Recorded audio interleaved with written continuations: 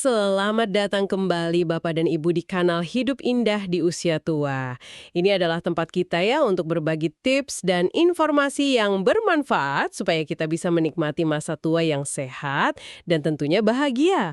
Nah, saya mau tanya dulu nih kepada Bapak dan Ibu yang sedang mendengarkan. Apakah sering merasakan dada itu panas begitu ya setelah makan? Atau mungkin sering terbangun di malam hari karena ada rasa tidak nyaman di perut sampai ke tenggorokan? Aduh, keluhan seperti mah dan asam lambung naik ini memang sangat mengganggu ya Bapak Ibu. Hari ini kita akan membahas sebuah solusi yang sangat sederhana, alami, dan mungkin sekali sudah ada di dapur Bapak dan Ibu, yaitu madu yang dicampur dengan air hangat. Tapi tunggu dulu, ini bukan sekedar saran turun-temurun loh. Ternyata ada penjelasan ilmiah di baliknya yang akan kita bedah bersama-sama hari ini. Betul sekali. Seringkali kita dengar tips seperti ini, tapi kita tidak tahu kenapa kok bisa berhasil begitu ya. Nah, hari ini kita akan coba lihat penjelasannya. Baik, mari kita mulai bongkar dulu masalahnya.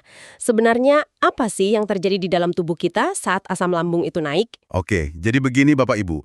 Coba bayangkan ya, di antara kerongkongan dan lambung kita, itu ada semacam katup atau pintu otomatis. Oh, ada pintunya ya? Iya, ada pintunya. Tugasnya itu membuka saat makanan masuk ke lambung, lalu langsung menutup rapat supaya asam dari lambung tidak bisa naik kembali ke atas. Masuk akal. Nah, pada penderita asam lambung, katup ini fungsinya sedikit melemah, jadi dia tidak menutup dengan sempurna. Akibatnya ada celah dan asam lambung yang sifatnya sangat korosif itu bisa, bocor ke atas, ke kerongkongan. Itu yang bikin dada terasa panas seperti terbakar itu ya? Tepat sekali. Rasa panas di dada, mulut rasa asam, bahkan bisa bikin kita sulit tidur. Dan ini kalau dibiarkan bertahun-tahun Bapak Ibu, bisa menyebabkan luka di kerongkongan dan resiko lainnya yang lebih serius. Jadi memang harus ditangani. Nah, ini pertanyaan yang sering muncul.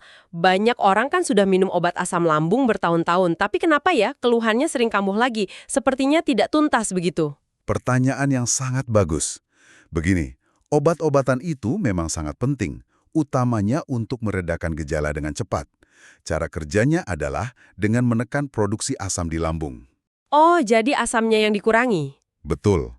Asamnya dikurangi, jadi saat bocor ke atas pun tidak terlalu mengiritasi. Tapi, masalah utamanya, yaitu katup yang melemah tadi, itu tidak diperbaiki oleh obat. Ah, saya paham sekarang. Jadi seperti kita memelankan suara alarm kebakaran, tapi apinya sendiri masih ada sedikit-sedikit begitu ya? Persis, analoginya pas sekali. Makanya penting sekali untuk kita melakukan pendekatan alami yang membantu tubuh memperbaiki dirinya sendiri dari dalam, bukan hanya menekan gejalanya untuk sementara. Nah, disinilah peran madu menjadi sangat menarik ya. Ternyata, dari apa yang kita pelajari, madu ini punya, bisa dibilang, 4 kekuatan utama untuk membantu lambung kita. Betul, ada 4 mekanisme utama yang bekerja bersamaan. Sangat menarik sebetulnya. Mari kita bahas satu persatu. Yang pertama, katanya madu ini mengandung enzim yang membantu pencernaan. Bagaimana itu? Jadi begini, di dalam madu murni itu ada enzim-enzim alami, seperti diastase dan invertase. Enzim ini tugasnya membantu memecah makanan, terutama karbohidrat, di dalam lambung. Oh, jadi seperti memberikan pekerja tambahan untuk lambung kita ya? Tepat sekali. Dengan adanya bantuan ini, beban kerja lambung jadi lebih ringan. Lambung tidak perlu memproduksi asam secara berlebihan untuk mencerna makanan. Ini langkah pertama yang sangat penting, mengurangi pemicunya. Oke, itu yang pertama. Lalu yang kedua soal antioksidan untuk meredakan peradangan. Nah, ini untuk memperbaiki kerusakan yang sudah terjadi. Dinding lambung dan kerongkongan yang sering terkena asam, itu kan pasti meradang, luka, atau lecet begitu. Iya, iya. Kandungan antioksidan dan anti radang di dalam madu, namanya flavonoid, itu bekerja seperti tim perbaikan. Dia menenangkan peradangan di tingkat sel dan membantu proses pemulihan jaringan yang rusak jadi lebih cepat. Luar biasa, jadi setelah beban kerjanya diringankan, kerusakannya juga ikut diperbaiki. Lalu yang ketiga, apa ini? Sifat antimikroba. Iya, ini juga tidak kalah penting. Banyak kasus MAH kronis itu disebabkan oleh bakteri jahat bernama Helicobacter pylori. Oh, saya pernah dengar nama bakteri itu. Nah, bakteri ini merusak lapisan pelindung lambung, membuat dindingnya jadi rentan terhadap asam. Beberapa penelitian menunjukkan bahwa madu, terutama jenis-jenis tertentu, punya kemampuan untuk menekan pertumbuhan bakteri jahat ini. Jadi, ini seperti menambah lapisan pertahanan lagi. Oke, yang terakhir nih, dan ini sepertinya yang paling sederhana. Teksturnya yang kental. Apa fungsinya? Ini yang efeknya paling bisa dirasakan secara langsung. Tekstur madu yang kental itu, saat kita minum, akan membentuk lapisan tipis di sepanjang kerongkongan dan dinding lambung. Oh, jadi seperti melapisi begitu ya? Betul, seperti plester alami.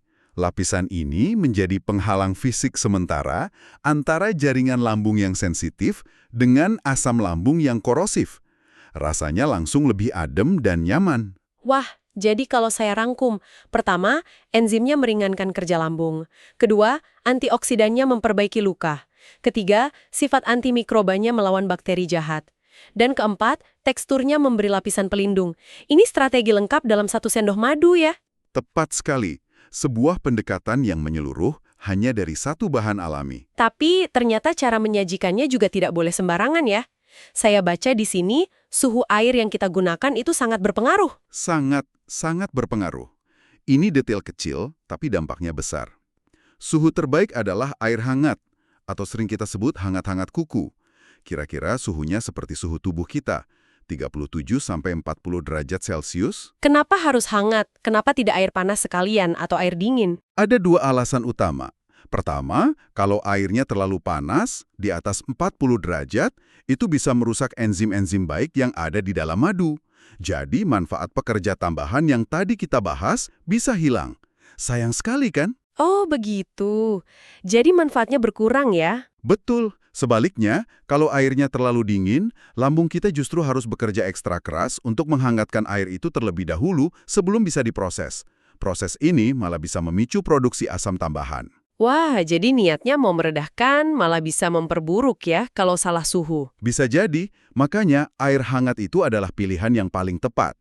Dia menenangkan otot lambung dan tidak merusak kandungan baik di dalam madu. Baik, ini informasi yang sangat praktis. Nah, sekarang apa manfaat yang bisa langsung dirasakan oleh Bapak dan Ibu di rumah jika rutin melakukan ini? Ada penelitiannya kan? Ada beberapa studi berskala kecil yang menunjukkan hasil yang sangat menjanjikan. Salah satunya melaporkan penurunan rasa panas di dada dan nyeri lambung hingga 70% setelah peserta rutin minum air madu hangat selama 2 minggu. 70%? Itu angka yang sangat signifikan loh. Sangat signifikan. Studi lain juga menyebutkan bahwa proses penyembuhan luka atau tuka di lambung bisa 40% lebih cepat. Manfaat praktis yang paling sering dilaporkan itu biasanya perut tidak gampang kembung, buang air besar jadi lebih lancar, dan dada terasa lebih nyaman. Ada lagi tidak manfaat lain yang mungkin tidak terduga? Ada, dan ini favorit saya. Tidur jadi lebih nyenyak. Loh, apa hubungannya asam lambung dengan kualitas tidur? Hubungannya erat sekali. Begini, saat kita minum sedikit madu sekitar 1 atau 2 jam sebelum tidur, kandungan gula alaminya itu membantu menstabilkan gula darah sepanjang malam. Ini mencegah otak kita panik di tengah malam karena kekurangan energi, yang biasanya bisa membangunkan kita. Oh. Lalu, proses itu juga memicu pelepasan hormon melatonin, yaitu hormon tidur. Jadi, madu ini membantu tubuh kita untuk rileks dan masuk ke fase tidur pulas. Nah, saat kita tidur pulas, produksi asam lambung secara alami akan menurun drastis. Wah, ini seperti lingkaran yang saling menguatkan ya. Madu membantu kita tidur nyenyak, dan tidur nyenyak membantu lambung kita sembuh dan mengurangi produksi asam. Luar biasa. Itulah keindahan dari pendekatan alami. Semuanya saling terhubung. Baik, setelah kita tahu semua manfaat dan cara kerjanya, sekarang kita berikan panduan yang paling praktis untuk Bapak dan Ibu coba di rumah. Kapan waktu terbaik untuk meminumnya dan bagaimana caranya? Sangat mudah. Waktu terbaiknya ada 2. Pertama, di pagi hari, setelah sikat gigi, saat perut masih benar-benar kosong, tujuannya untuk melapisi lambung sebelum kita memulai hari. Oke, pagi hari sebelum sarapan. Betul. Dan yang kedua adalah di malam hari, sekitar 1–2 jam sebelum tidur. Ini untuk membantu mekanisme tidur yang tadi kita bahas. Lalu cara membuatnya? Siapkan 1 gelas air hangat. Ingat ya, hangat-hangat kuku, bukan air panas. Lalu, campurkan 1 sendok makan madu murni, aduk sampai rata, dan langsung diminum. Sederhana sekali. Kuncinya berarti konsisten ya? Itu yang paling penting.